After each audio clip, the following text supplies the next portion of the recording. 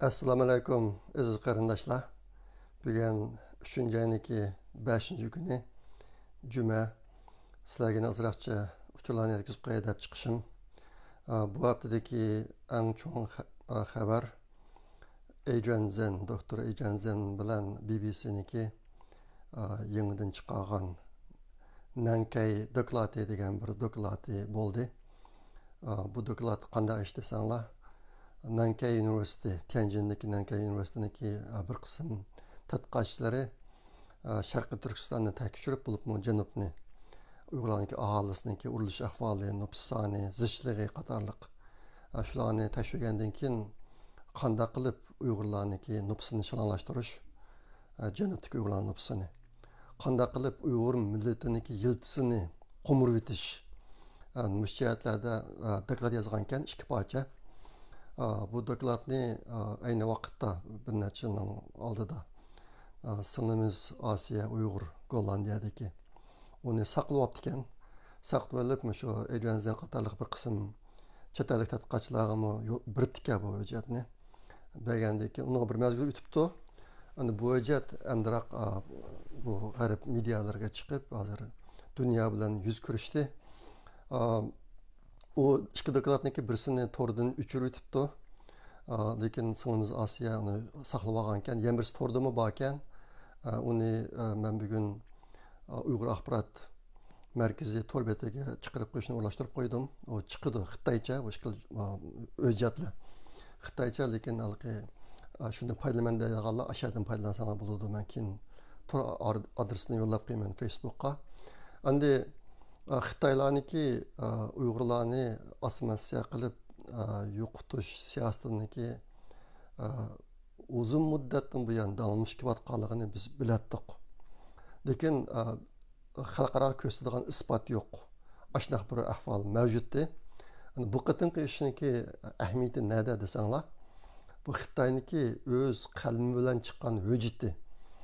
Qanday qilib Uyg'urlarniki nüfusini shalanglashtirish, assimilyatsiya qilish, Uyg'ur millatiniki yiltizini qurititish, müşjihatdagi suiqasdlik planlariniki bir isboti bo'lganligi uchun bu necha kun yaqin cho'ng o'g'illar cho'ng ta'sir qo'zg'atdi xalqarada. Bu Uyg'urlarniki fojiasini dunyoga anglatish jihatda bosgan yana bir muhim qadam bo'lib hisoblandi. Shunga bu qatimki cho'ng xabarimiz shu. Endi BBC'niki dokladida ishlatgan bir video bor. Bu Zaynab degan bir qiz, asli 19 yoshli qiz ekan. Bu qizni Xitoylar dastlabda 2017-yili bu qizni ishkirga ishchi bo'lib berishga majburlagan ko'rinish bor ekan. Ana lekin ishkirga berib, ishkirda ishlayotgan vaqtida yeni berib, shu yerda yana bu qizni tepib, uning suhbatlashib, maqsadi Uyg'urlarniki kambag'allikdan qutulish jihatda qanday yaxshiliklarga erishganligi shular orqali degandayroq bir videosi bor ekan. BBC shu videoni misol keltirib turib ishlabdi dokladni. Demak, 2017-yilda chiqqan videosi, bu videoni Uyg'urlar Facebook, Twitterlarga chiqqan necha oyning oldida. Bu video endi g'arbniki mediasiga endi chiqibdi. Men bu burun deb kelyapman. G'arb medialari Uyg'urlarga qaragan chog'da 2 yildak ishni 2 yilda keyin qilyotidi deb maslanga agar maslaga sep qo'yay to'rbetini. Mashal Uyg'ur gruppasi 2018-yil 1-oydan boshlab bir qator dokladlarni tayyorlab inglizcha uni murojaatnoma shaklida e'lon qilgan. Ashlarning ichida mana Uyg'urlarni ishkirga o'tkazish tarmog'i bor. Bu yerda Uyg'urlarni ishkirga o'tkazishda 2 sahaba, birisi mecburi emgek kuchi shaklida o'tkazish. Bu biraz oshkora. Poyezd stansiyalarida Uyg'urlarni poyezdga chiqarib akib olgan nurg'un videolarni ko'rdik. Men buni ko'plarini chiqardim Twitterga. Yana birisi maxfiy. Uyg'urlarni maxfiy o'tkazgan ahvolda, maxfiy o'tkazgan Uyg'urlarning ichida dindor, yosh, qovul kishilar asosiy o'rin egallaydi. 500 ming odam. Bu vaqtda Italiyadagi Qahraton jurnali bir qancha doklad e'lon qilgan. 500 ming. Maqatimki bu Nankay dokladida tilga ilingan son hozir janubdan Sharqiy Turkistondagi shimoliga va ichki o'lkalarga yo'tkagan Uyg'urlarning soni 1.600.000 deb tilga olibdi. 1.600.000ga 500.000 qo'shsak 2.100.000 bo'ladi. Agar diqqat qilsanglar, men hozir bir qancha oy bo'ldi Twitterga inglizcha mazmunlardan chiqarib kelyapman. U nima desanglar, meniki saqchi idorasida yuqori qatlamliq kadrlarni egallagan uchurim bor. O'zim bevosita emas, boshqa kishilar orqali. U uchurda deyilgan son 2016-yildan tortib hozirga qadar sulangan Uyg'urlarning soni 9 millionga bordi. Buning ichida ichkiriga akitilgan Uyg'urlarning soni 2.100.000.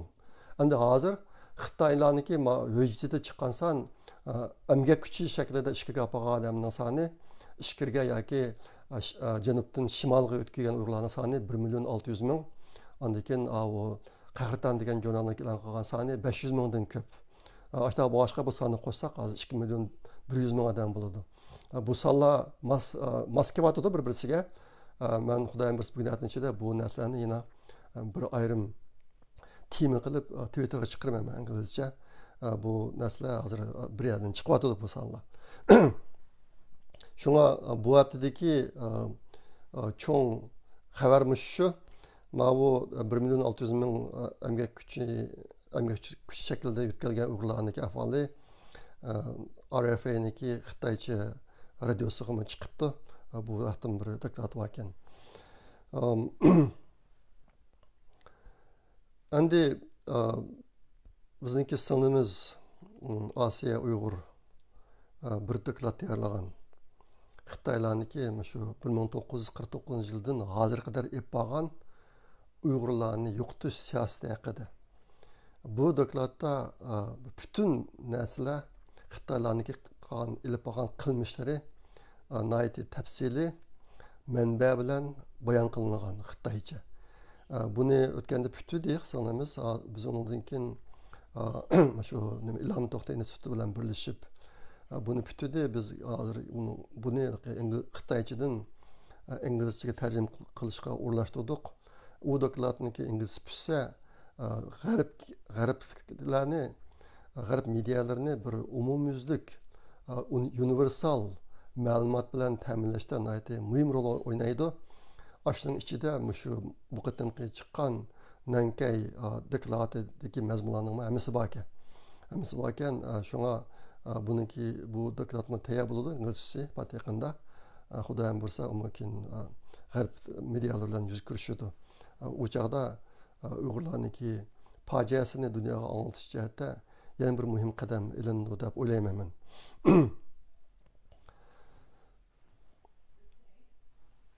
Andikin yana bir muhim ish men deb qo'yadigan mushayniki 15-kuni Janubiy federal parlamentida Avstraliyaniki senatori Rex Patrick degan kishi Avstraliyaniki mustaqil kishi Xitoy kommunist hokimiyatining Sharqiy Turkistonda yurgizayotgan qirg'inchiligini Avstraliya hukumatining rasmiy turda irqiy qirg'inchilik deb tunishi kerakligi haqida taklifni o'tirg'a qo'ydi ekan. Shu 3-yilning 15-kuni Avstraliya parlamentida. Ondan keyin buni o'tirib qo'ygandan keyin bilan tashlash bo'lib, bu vaqtda bir qaror ilingan o'xshaydi. Shundaqda Avstraliya, Amerika, Kanada, ondan keyin Amerika, Kanada, Gollandiya shu davlatdan keyingi 4-davlat bo'ladi agar shu qaror ilinib Xitoyniki Uyg'urlarga qaratgan siyosatini irqiy qirg'inchilik deb ayirsa, bu Avstraliya 4-davlat bo'ladi. Bu bir muhim faoliyat. Nima shu kunisi 3-yilning 15-kuni Janubiy Avstraliyada cho'ng namoyish bo'ldi ekan. Hozir o'shadagi Uyg'ur qarindoshlar buniga tayyorlik qilib yetibdi. Bo'lsa imkoniyati bor qarindoshlarning hammasi buni yaqindan qo'llab bergan bo'lsanglar, namoyishga berib, bu endi hozirgi Uyg'ur davosidagi intayin muhim ishlar. Biz burun shuncha kuchayib qilmagan ishlar hozir orqadan o'tirg'i chiqyapti. Bunga bo'lsa imkoniyati bor qarindoshlar kuch qo'shib qo'ygan bo'lsanglar. Mening oxirida deb qo'ydigan yana bir narsam, men o'tganki haftadagi programmada Uyg'ur Project Fondi nomida iyani to'plash ishni olib borgan ishdan biroz xulosa chiqarib qo'ygandim. Turkiyadagi Uyg'ur Yar fondiga $10,000 yig'ib berish haqidagi bu iyani to'plash oxirlashdi. Men uni 2-ayning 28 kuni o'tgan shanba kuni to'xtatdim. Burun degandim sizlarga o'sha to'xtatman deb. O'sha yerda to'xtatdim. Yig'ilgan pul $10,000 ko'p. Bu pullar 4 xil yo'lda yig'ildi. Bunun birincisi Facebook. Facebook'ta $9,300 ko'p yig'ildi. İkincisi bevosita pul berganlar. Ularni men o'tganda bir tilga oldim. Üçüncüsü Uyghur Project Fondi'ndeki torbeti orqali pul berganlar bor. Bu pulniki soni ko'p emas. Ko'pinchisi chet ellik. Men Twitter'da tashkil qilgan bu ishni o'shani kelgan pul.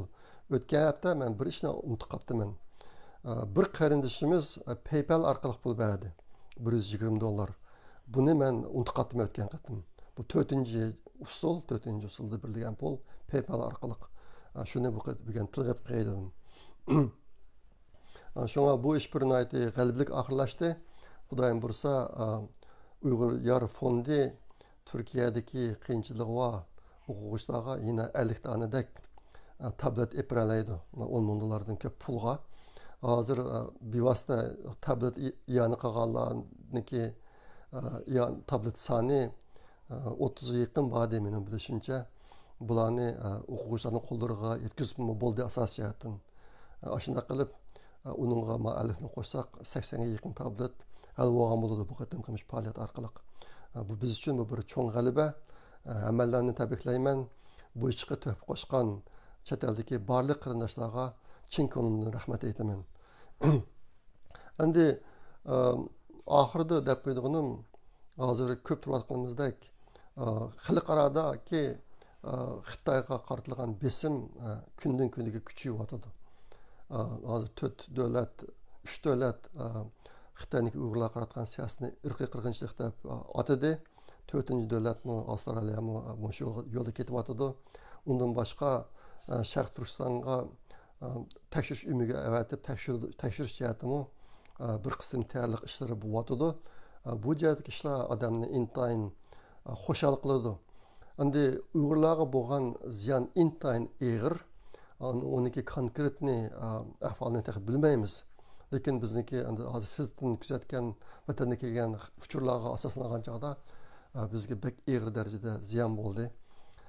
Uyg'urlik haqidagi biz biladigan burungi narsalar asosiyatdan qolmadi. Bu Uyg'urlarning tili, dini, madaniyati, urf odati degandek narsalar.